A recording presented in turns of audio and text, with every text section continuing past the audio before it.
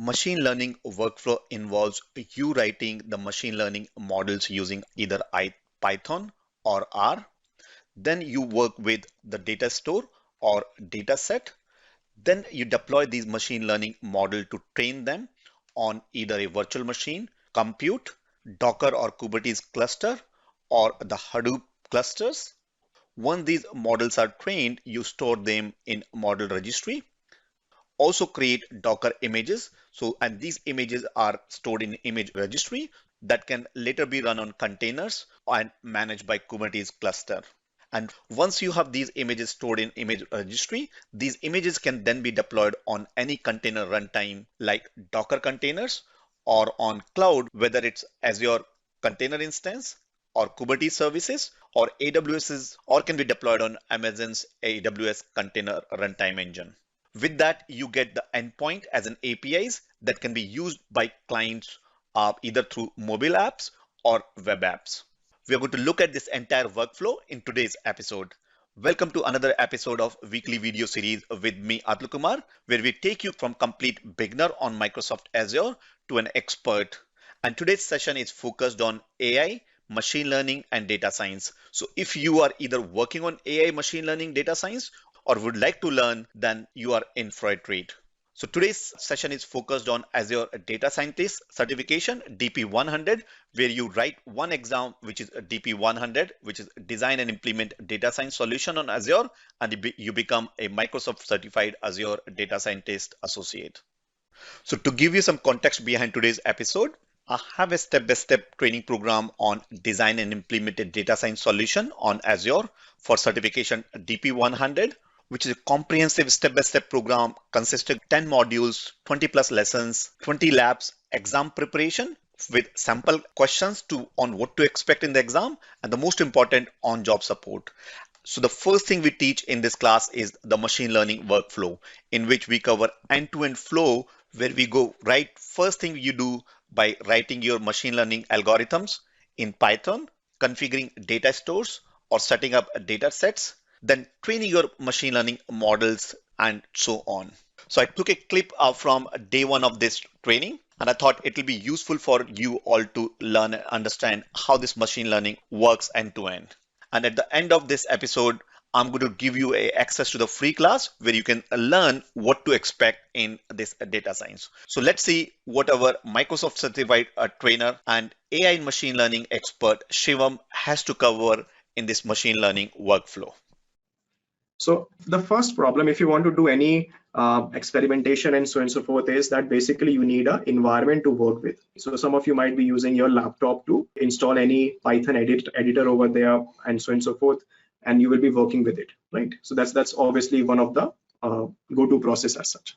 You can use your laptop to, you can say, write your piece of code over there. Now the problem is, if you run your machine learning models in the laptop itself over here, the laptop doesn't have enough capacity itself to process huge amount of data. So I used to do that. Long back, I used to train the image classification models, and they were running for 8 days like that, running for 8 days non-stop like that. So that's very very difficult if my laptop is running, having that on, you can say, running for 8 days, one single model is training. So now, but with Azure, what we can do, we can create these workspace in the cloud. So what I clicked on was the workspace. Once it's up, I'll show it to you. Let's understand it. Inside that workspace, there will be various sections will be there. So first section is there, which is called as a data store. We will see once it is ready. So once something will be there like a data store, like this, right? Now data stores will be of various types, right? So some of the popular ones which you have heard, MySQL is a data store. So let's say MySQL is where your data is available. Your data might be available in SQL Server itself. This is SQL Server, like this. Your data might be somewhere on premise also. From where there also we can make a connectivity and so on and so forth, right? So this is MySQL. This one is, let's say, Azure SQL, like that. Azure SQL. SQL, I'm very positive you guys have heard before. If you have not heard before, just Google up, right? It's a database. Notice this. What else do we have? You might have heard that something is very popular in the market these days called as a data lake. So data lake means that even if the company don't know what to do with the data, what they will be doing, they just want to store the data right now. So we have a concept in Azure called as a data lake, and it is called as Azure Data Lake. So if I create this data lake, which in one of the lab you will be doing, not today, but you will be doing it. So if you create this, it doesn't have any upper limit. There is no upper limit. So you can keep on throwing as much data as you have into that one location. Why I might be doing it? Because even if I don't know what to do with the data, one day I will have a data scientist like you guys. Once you get certified, and you know it, getting certified is not the important thing. You should know what you're doing. So once you have that, you will be able to do something with that data which is there. So Azure Data Lake. We have more locations also. And one more thing, I just don't want to confuse you out, but this is Hadoop file system, HDFS, right? Now just Google up if you're not aware of it. Notice this now. So we have one more location over there, which is called as a, so in various labs, we'll be doing various things. I'm just making a overview diagram first. So notice this, we have one more called as a storage account. What is this storage account? It is also a very nice location, and this is mostly what we will be doing with from I think day 3 onwards. You will be starting from this one. This is the starting point as such. So this storage account is 500 terabytes in size. I can throw that much amount of data over there. So this is where we will be keeping a huge amount of data in these locations. Structured, unstructured, doesn't matter. Whatever we have, we keep it there. So this is one thing which will be there, data store. There is one more concept called as a data set as such. So data store is different, data set is different, right? We have one more data set. What's the difference between both of them? So I will show you this right away once we understand what we are doing, this part right away. What is this data set meaning? Now, see, now if you have a data store with you, from this data store, you will be having connection strings, obviously, right? Connection strings and so on and so forth. And then we will be reading data from there, logically, if we think it through. So what do? We can also import the data as a data set in the Azure Machine Learning Workspace. So if I import something as a data set, I don't have to give those connection strings every time. It imports and it loads it locally over there, right? So what I can do, I can really do it like this. I can import it from here also, or what you will see me do is, you will see me import from a HTTP URL in the lab number 1, and then you guys will also do it. So we will load some data from a repository, and we will load over there as a data set. Meaning of it, we'll see, right? Hang in with me. So once we have the data set, you can get your data directly from here as well. You can directly get from there. You can import it here, and then you can also get it as such, and so on and so forth. Both options are available. It just ease of use, right? Now, once I have done that, the next problem which I have is, so my huge amount of data now can be in the cloud. If you think it through, we can have petabytes and petabytes of data. We don't need to keep it in the laptop. It's there in these locations in the cloud, this huge amount of locations. Now, all what we have to do is, we just need those compute where we will run those models, where we will do some sort of processing, training, which we will come to, we will understand it. But we need some sort of compute locations. So now this is where you are. Check this out. So let's move you a little bit on the left side. So that's your laptop, you're on the left side right now. So that's where you are. Now, when you write your Python, or when you design anything as such, so designer is in cloud, but let's say I'm writing a Python code. So this is my Python code right now. This is the Python code, and hopefully you guys know, you have look and feel of Jupyter Notebook. This is a Jupyter Notebook, right? Small cells are there. My Python code is there. This is the Python code. So when I write this Python code, either this will be wherever this is running, this code might be executing in my laptop, meaning the code is running over here. You say run as such, right? But things are happening in the cloud. Once you have done the connectivity, you are just saying run, but things are happening in the cloud. So now, to make that Python code, first option, I can use my laptop as such over there. I personally find it very difficult. Why I find it very difficult? Because I work on many things today as such, and it's really a mess. My laptop is having so many environments, so many, you can say, .NET is also installed, this is also installed, that is also installed, everything is there, Python is there, R is there. Even I forget which environment what I have installed, and so on and so forth. So even I don't prefer running things in my laptop, because it also makes it's a mess. So what do? So we in Azure Cloud, we have an option that that environment can be in the cloud itself.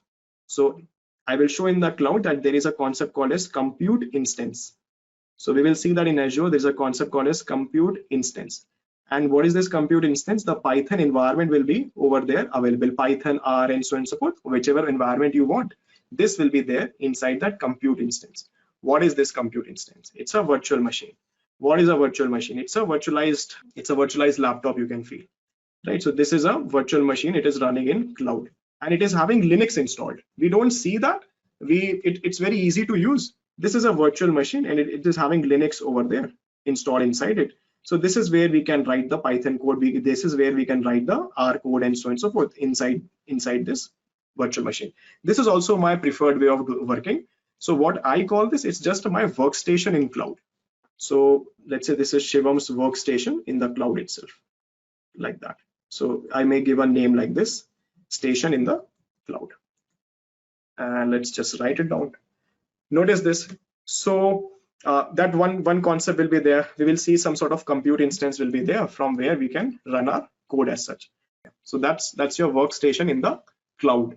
So dependency on the laptop is now gone.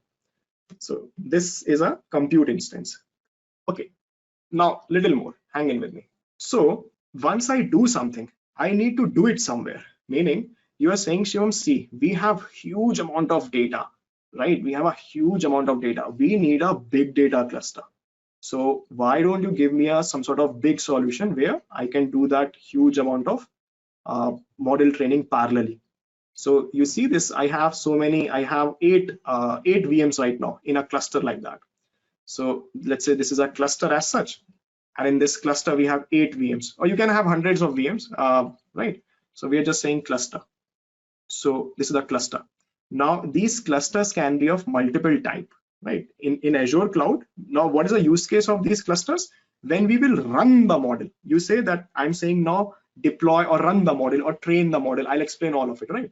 So data will come from here. See, data is coming from this location, from this location, from that location, and so on and so forth. And the code is coming, we are running it here, but the execution or the job is actually running over there. This is where the job is running, right? Job is what I'm saying as that job which we will write for the entire month, those jobs, whatever. Now these clusters you don't have to make so big all the time, right? Anyways we cannot, that's not needed.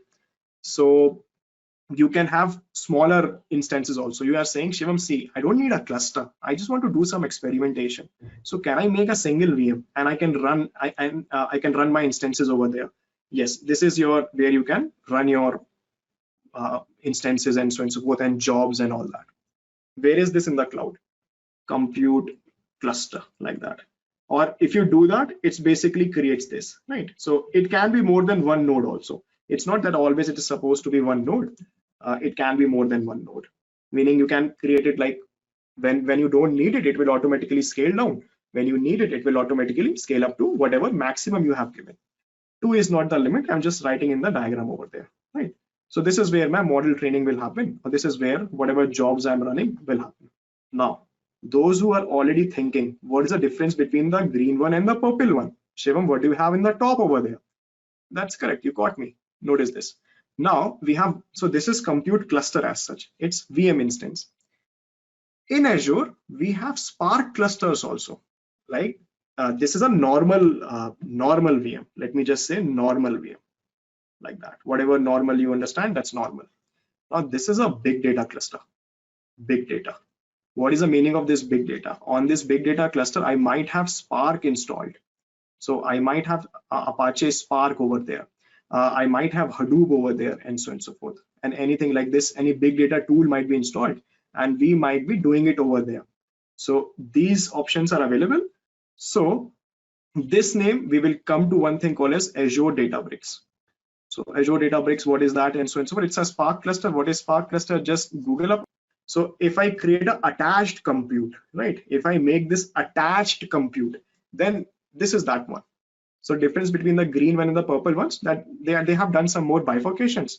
And if I want a big data cluster, these are part of attached compute clusters. Attached compute, like that, right?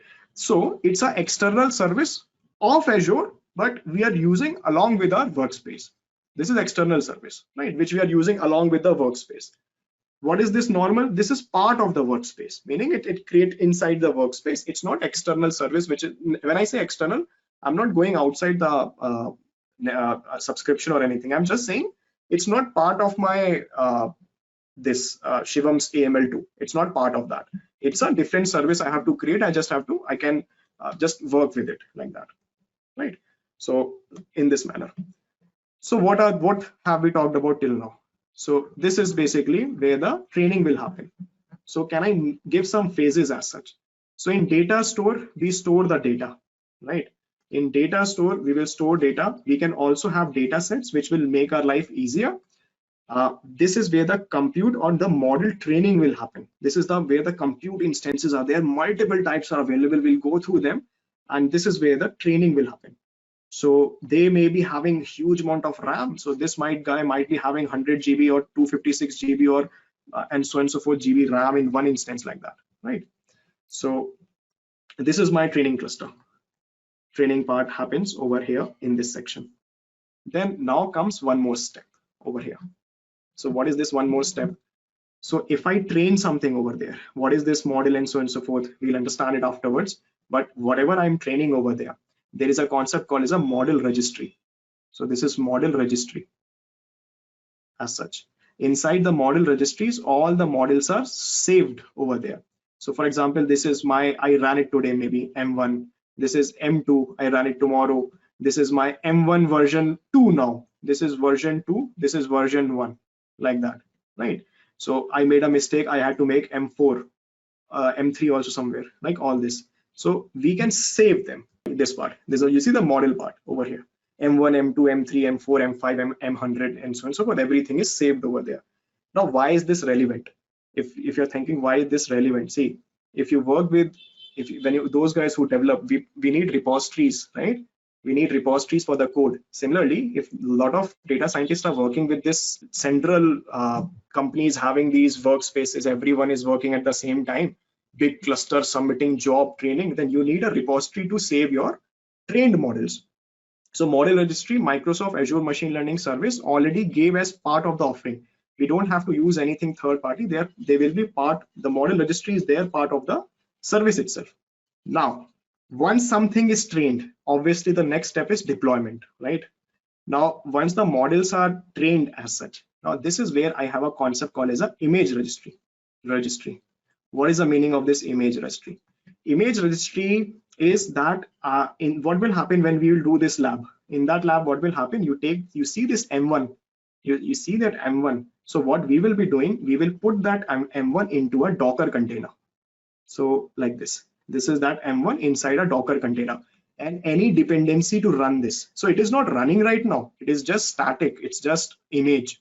That's why the name is image, right? It's not running right now, but we will be creating this image over there. So this is already part of the offering that you can do it like this. So if you're thinking, what is the difference between keeping it over there and keeping it inside the image?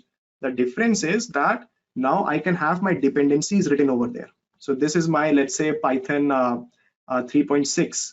This is scikit-learn. This is TensorFlow. Any library which comes to mind. This is Keras, and so on and so forth. Everything I wrote in this Docker image. This is Docker. Now, what is Docker? Docker is basically, it's a very versatile thing. So what are these? Now, this is my ready-made. You can say everything is ready now. So we will create a lot of these images like that. Image 1, maybe this is my model 2 or 3 or others as well. This model I may have written in R. So this is my R installed. And this is where I have any library of R as such, which is there installed over there. All these details like this.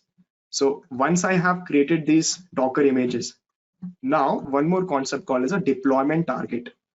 So what is the meaning of this deployment target? Deployment target means that now I can deploy this somewhere, right? And then someone will consume it. We are assuming right now that we have tested it. We are amazing data scientists. We have tested it. So that's why we went to the deployment step.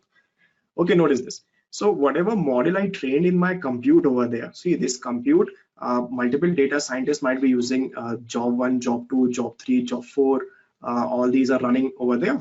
And it's a big 100 node cluster as such. So whatever outputs are coming, these trained models, if you want to save them, you can save these. It's not that we always save it. Maybe we made a mistake somewhere. We don't want to save it. Why to show the errors to someone?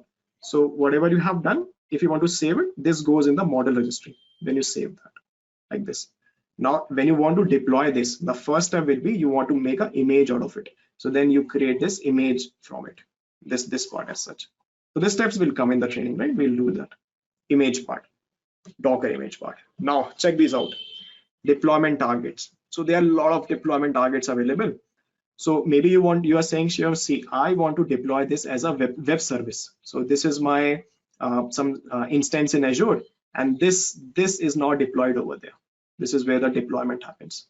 So what I'm also making is a DevOps pipeline, if somebody is able to relate to it, right? So now what I'm doing, this is where my model is now available. This is the M1 model, right? This is the M1. Now it is running over there, and these are the dependencies which we installed, and we will expose in the lab some APIs over there. So this is the API part. We don't have to worry about anything. Don't worry. It's very, Azure is very easy to work with. But now once I have this is my mobile application or whatever. That's the mobile application. And whenever you send the data from it, it goes request response like that, right? Request response. Those who are thinking, Shivam, can we download this and run it locally? Yes, you can do that. Why you can do this? Because it's a Docker image. You can download this and run it locally in your laptop. You can run this locally in AWS or GCP and so on and so forth. Run it wherever you want. Can we deploy it somewhere else? We need some cool names. Can we run this in Kubernetes? Yes, we can do that. It's called as Azure Kubernetes Services. So this is where my image, this one got deployed, maybe over there as such. And then the same thing, some APIs are exposed, and this is where somebody is talking to it, and so on and so forth. This is the request response through the APIs. We are doing it like that. So now the diagram is sorted, and there are many more things. I don't want to confuse you further. I want to carry on. But this is an overview diagram of Azure Machine Learning Service, which makes the entire pipeline a data scientist require. It starts from literally your data. Your environment can be in the cloud itself. You can have these data set concept. We'll make one. We can have the clusters in cloud. We can save the models. We can make the portable images out of it. We can deploy these things into deployment targets. This entire thing is Azure Machine Learning Workspace, right? Machine Learning Service. It's name of their product, like name of the product, right? So their name of the product, they just name it like that. They said Azure Machine Learning Service is the name of our product, like this. Well, that was our Microsoft certified trainer Shivam on a video clip taken from day one of our step-by-step comprehensive training program on design and implement a data science solution on Microsoft Azure certification DP100. Now, in this, apart from the certification training, we also provide you 1 year on-job support. Now, if you are keen to get certified and become Microsoft Azure certified data scientist and clear certification DP100, then you can enroll for a free approximately 90-minute class by going to this URL ketonacademy.com/DP10002. So it's ketonacademy.com/DP10002. In this class, we're going to look at why learn Azure Cloud and what are the market trends for machine learning.